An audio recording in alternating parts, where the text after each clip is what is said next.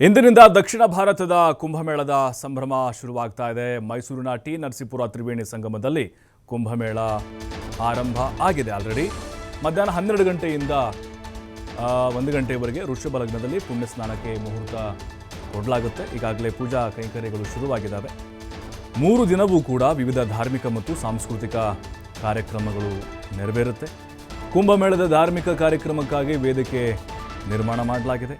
ಅಹಿತಕರ ಘಟನೆಗಳು ನಡೆಯದಂತೆ ಅಗತ್ಯ ಮುನ್ನೆಚ್ಚರಿಕಾ ಕ್ರಮವನ್ನು ಕೂಡ ಈಗಾಗಲೇ ಜಿಲ್ಲಾಡಳಿತ ತೆಗೆದುಕೊಂಡಿದೆ.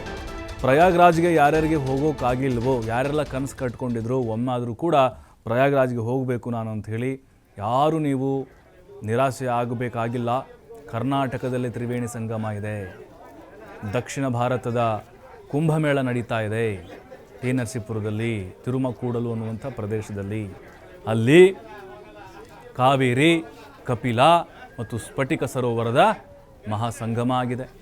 ಹಾಗಾಗಿ ಇಲ್ಲಿ ನೀವು ಪುಣ್ಯ ಸ್ನಾನವನ್ನು ಮಾಡಿದರೆ ಸೇಮ್ ಟು ಸೇಮ್ ಕುಂಭಮೇಳದ ಅನುಭವ ಆಗುತ್ತೆ. ಅಂದರೆ ಅಲ್ಲಿಗೆ ಹೋಗದೇ ಇರುವಂಥವ್ರು. ಇನ್ನು ನದಿ ಪಾತ್ರದ ಹಲವೆಡೆ ಮುಳುಗು ತಜ್ಞರನ್ನು ನಿಯೋಜನೆ ಮಾಡಲಾಗಿದೆ. ಅಗ್ನಿಶಾಮಕ ದಳ 100 ಪೊಲೀಸರನ್ನು ಕೂಡ ನಿಯೋಜಿಸಲಾಗಿದೆ. 3 ವೇದಿಕೆಗಳಲ್ಲಿ ಧಾರ್ಮಿಕ ಸಭಾ ಕಾರ್ಯಕ್ರಮಗಳು ನಡೆಯುತ್ತೆ. ಪುಣ್ಯ ಸ್ನಾನಕ್ಕೆ 3 ಕಡೆ ಸ್ಥಳ ನಿಯೋಜನೆ ಮಾಡಲಾಗಿದೆ. 3 ಅಡಿ ನೀರೇನು ಇದೆಯೋ ಅಲ್ಲಿ ವ್ಯವಸ್ಥೆ ಮಾಡಿದ್ದಾರೆ. ಅದಕ್ಕಿಂತ ಮುಂದೆ ಹೋಗೋ ಹಾಗಿಲ್ಲ, ಬ್ಯಾರಿಕೇಡ್ ಹಾಕಿ ವ್ಯವಸ್ಥೆ ಮಾಡಿದ್ದಾರೆ. ಮುಳುಗು ತಜ್ಞರಿದ್ದಾರೆ, ಬೋಟ್ಗಳಿರ್ತವೆ. ಯಾವುದೇ ಅಹಿತಕರ ಘಟನೆಗಳು ನಡೀಬಾರ್ದು ಅಂತ ಎಲ್ಲ ಕ್ರಮ ತೆಗೆದುಕೊಂಡಿದ್ದಾರೆ. ಜೊತೆಗೆ ಅಲ್ಲಿ ಟೆಂಟ್ಗಳನ್ನು ಹಾಕಿದ್ದಾರೆ, ಶೌಚಾಲಯಗಳ ವ್ಯವಸ್ಥೆ ಮಾಡಿದ್ದಾರೆ. ಈಗೇನು ಅಲ್ಲಿ ಸ್ನಾನಘಟ್ಟವನ್ನು ಮಾಡಿದ್ದಾರೆ. ಎಲ್ಲ ಸಕಲ ರೀತಿಯ ವ್ಯವಸ್ಥೆಗಳನ್ನು ಭಕ್ತಾದಿಗಳಿಗೆ ಜಿಲ್ಲಾಡಳಿತ ಕಲ್ಪಿಸಿಕೊಟ್ಟಿದೆ. ನಿರ್ಮಲಾನಂದ ಶ್ರೀಗಳು ಕೂಡ ವಿಸಿಟ್ ಮಾಡಿ ಪರಿಶೀಲನೆಯನ್ನು ಕೂಡ ನಡೆಸಿದ್ದಾರೆ. 1989ರಿಂದ ಆರಂಭವಾಗಿರುವಂತಹ ಕುಂಭಮೇಳ ಇದು.